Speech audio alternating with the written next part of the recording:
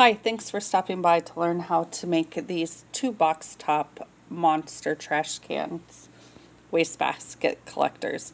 Here's the SVGs, and this is what it looks like on a printed mat before you hit print.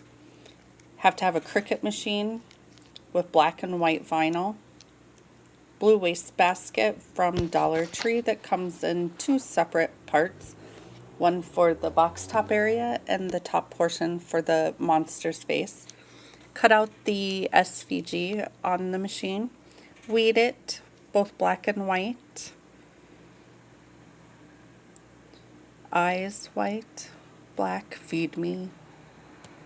Then this is the contact paper or transfer tape that I use. Put it on there before you put it on the bucket. And then you need to get the white behind the eyes, so I lift up the contact paper for the black piece. I put the white circle eyes. I have no contact paper or transfer paper on the white eyes.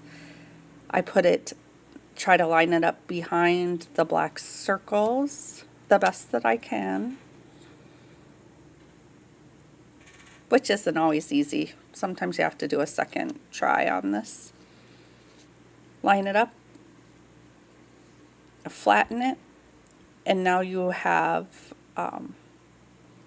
layered vinyl. Then I cut this in half in order to do transferring it onto the wastebasket. I do the bottom portion, feed me, box top, and the top portion, which is the monster's face and eyes. I put the monster's face and eyes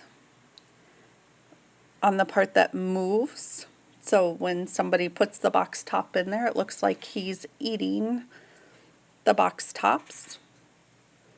And then the feed me box top transfer, I put it on there like a sticker, push hard, and then peel it off, and the vinyl stays on there and looks like this.